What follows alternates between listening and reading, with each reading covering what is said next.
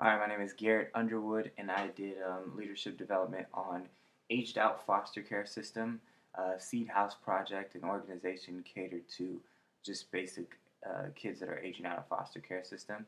Um, the vision statement is providing families, inventing purpose. I picked this particular organization because it's actually an organization that I'm trying to create, working with a lot of the homeless community. I've gained a huge heart for the youth out there, and so I just wanted to really focus in on um, the aged out system with the foster system and whatnot. So just before I get into it, just a little statistics and background on aged out foster care.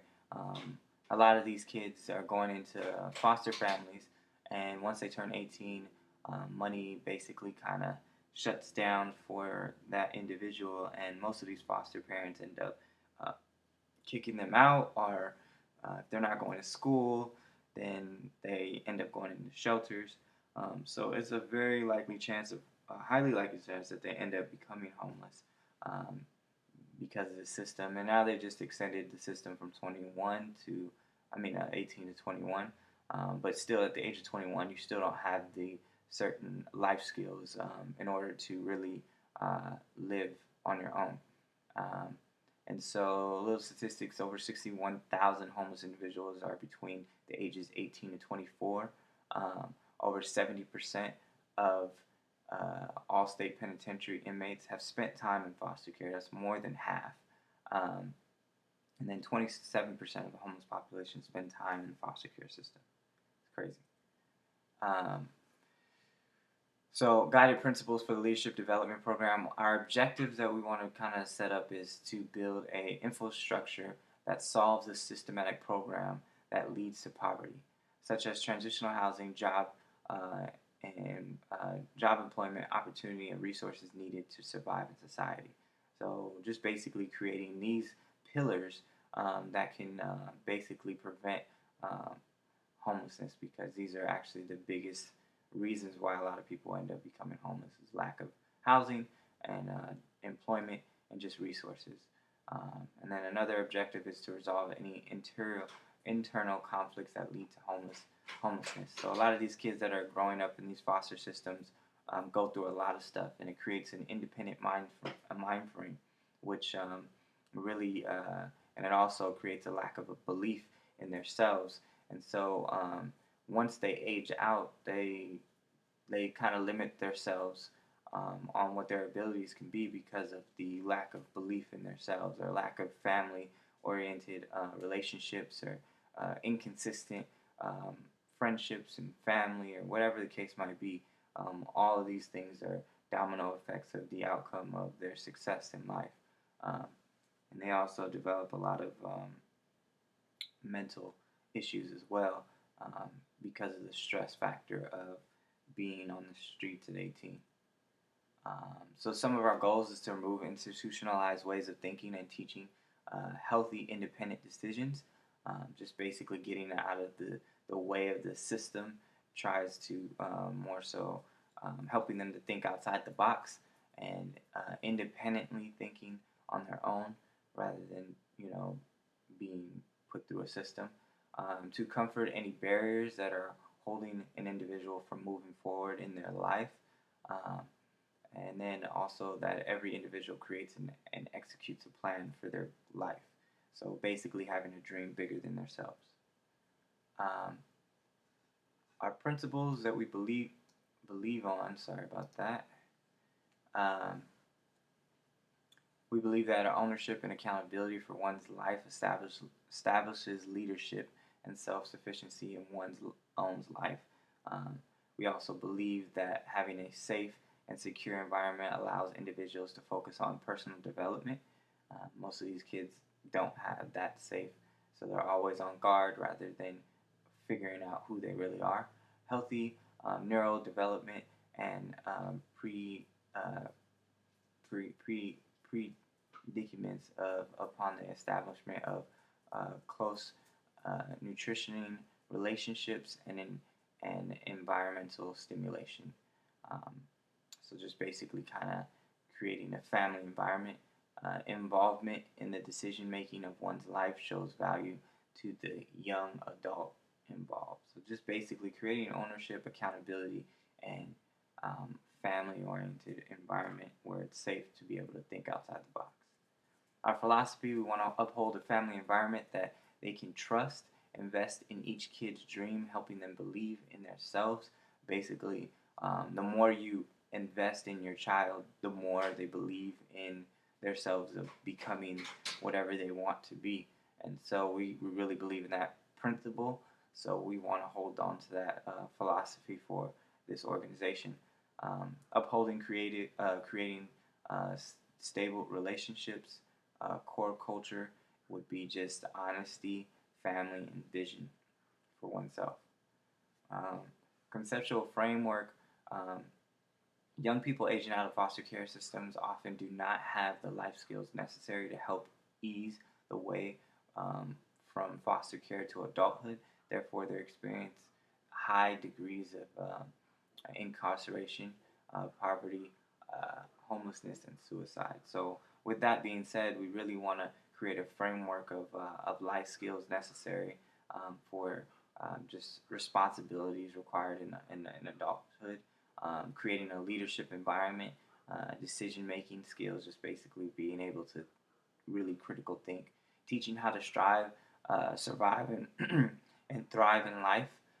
So, really breaking away from the limitations of life and really understanding the cycle of survival, how to apply and get a job, so just basic career development programs that kind of understand how it works and how to acquire and secure housing.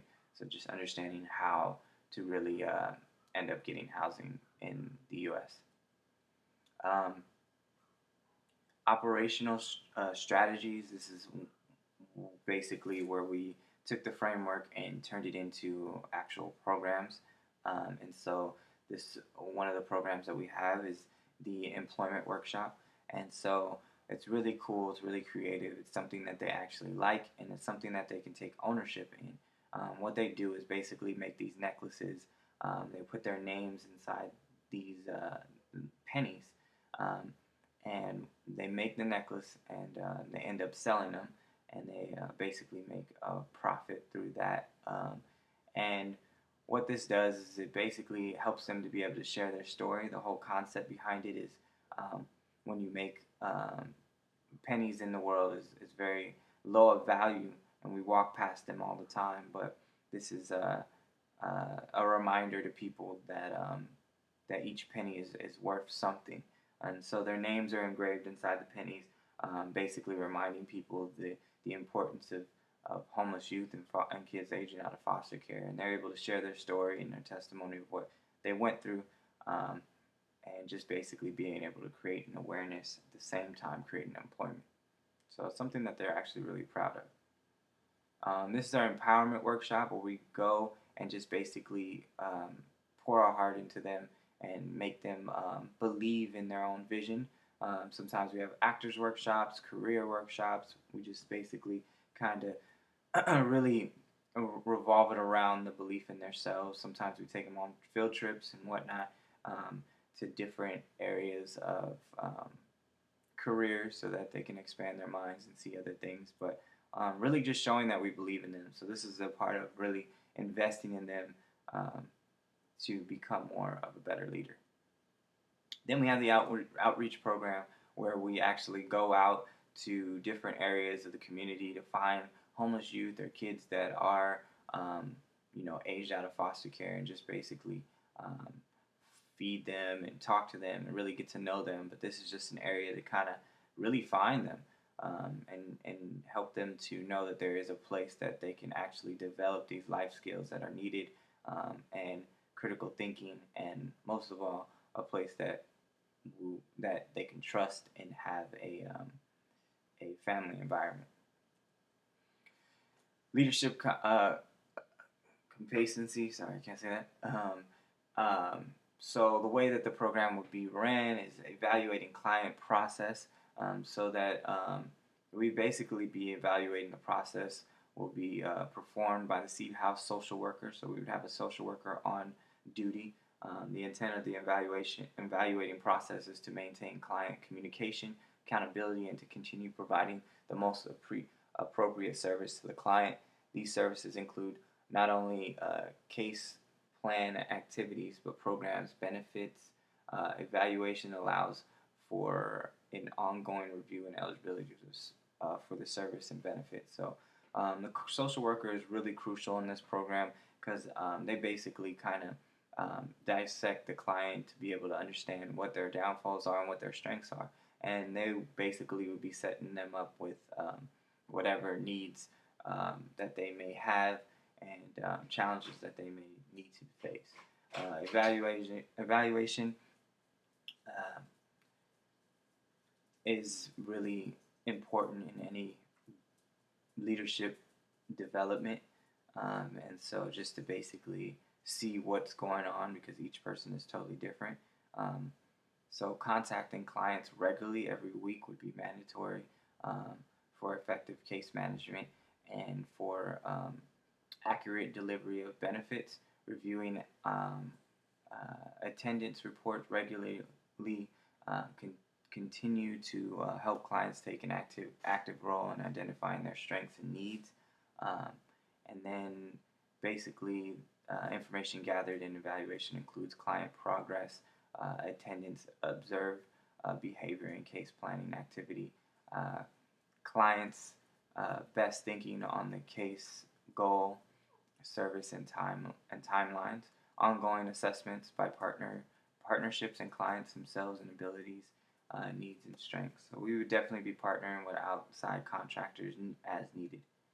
Um, and just tracking evaluation, our case management activities are directed towards client outcomes, and we monitor progress towards outcomes by the following. So keeping track of the outcomes of all case plans, referral activities, goals, eligibility issues, and narratives, um, these outcomes. Um, Using clients and partner contacts and staffing with partners and team members and getting information on progress towards outcomes. Updating outcomes expectations based on more complete information on clients' needs and abilities, following up immediately um, on all no-shows and other potential instance of non-incorporation. So this is basically just the procedures of following their evaluation so that we can keep track of all the different things that are going on in the program so we know exactly who we need to partner with, the different goals that we need to set for certain people, activities for certain clients, and also just following up with no-shows because that would be um, unacceptable in our program. Returns on investment, basically we would base this on the following: just the number of homeless youth employed that we ended up coming into our program, number of youth housed. So basically, after exiting our program, how many of our youth end up getting a place to stay? Um, Number of youth going to school. So just again, how many youth that is in our program end up going to our schools. I mean, going to different schools, enrolling in the colleges, um, vocational schools, whatever it basically takes to get them to that next level. Number of youth off the street, just basically numbering how many kids end up getting off the street through our program. And this is basically our strategic formulation of just the financial situation of what we would end up doing. So the total for 6 month cost is just for 6 months because our programs would be um, kind of cycled off through a 6 month basis or longer, but probation time would be around 6 month period. And so it would be 78,000. Fundraising goal would be 10,000. Basically doing a bunch of various activities where we would have galas, um, renting out. Like a couple weeks ago, we did an ice skating rink event where we rented out an ice skating rink and just had people come ice skate for donations, doing auctions, just various events that would end up occurring. Then we would do grant. Our grant goal would be about 50,000, and our grants were based off of our measurements. Um, and then each student will cost about $4,500 just for the basic overall time of being in the 6 months of living in the household, and $40 uh, would be the payment that would occur um, for the 6 month plan. So they would end up paying $40 a month um, based off the money that they end up receiving through our employment program. Um, so I'm sorry, scratch that. These would be different students that are actually um, sponsoring the program. So we base it off of $40 a month for 6 months. Students from different schools, donors basically you would call these, and they would just basically be donating to our program, starting off at $40 a month for 6 months, and so it'd be about $160 per plan. This will get us to around $78,000 for the 6 months. Roles of individuals. So this would be basically the different roles in the organization. The executive director would at least minimum need a bachelor's degree, and basically what they will be doing is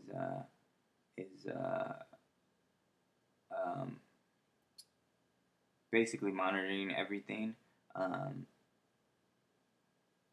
and working with the providing a monthly staff training and developing new strategies for reaching and improving the youth transitioning out of foster care. In addition, responsibilities for the month would be performance and evaluations with staff and volunteers, and managing clients, employees, community compliance to ensure continued program operations and the client satisfaction. So just basically all these different things that they would basically be doing. The program director would at least have also needed a bachelor's degree. In this position, they would be evaluating workshops, employees, accessing intake on clients during and after the program, submitting monthly invoices, responsible for program budgeting, expenditure, responsible for monthly and quarterly annual finances. Then we have the administration, um, and this would basically be um, knowledge of the THP program, which would be the Transitional Housing Program, offering personal development, personal management, and assisting with staff training, appointing and dismissal of staff, and recommendations from just the executive director. And then last but not least, the biggest part of this whole operation is a social worker.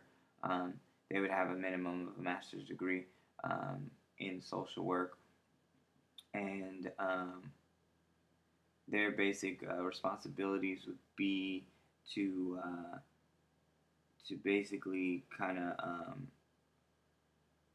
evaluate the clients psychologically, mentally, physically, and also manage reports on each client that is in the program, and suggesting certain development programs for each client. So this would basically be the person that's kind of evaluating each client, and giving them the right medicine or the right formula for their successful development, leadership development in our program.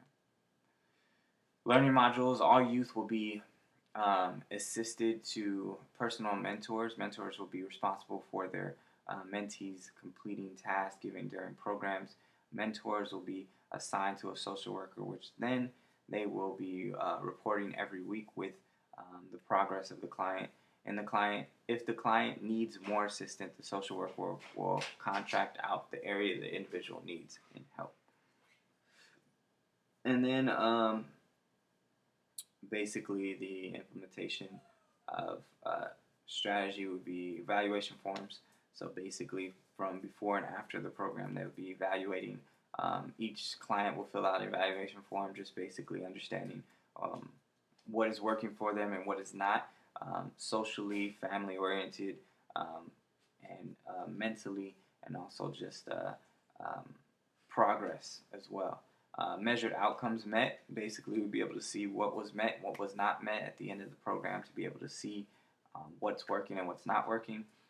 Daily log report. Basically, each mentor will have a daily log reporting the activities that occurred with that particular client to basically see what's working and what's not, how they're reacting to certain challenges and different things like that. And that's basically the end of my successful leadership development program. I hope you guys like it. Hopefully, I can build this in a couple years. Thank you.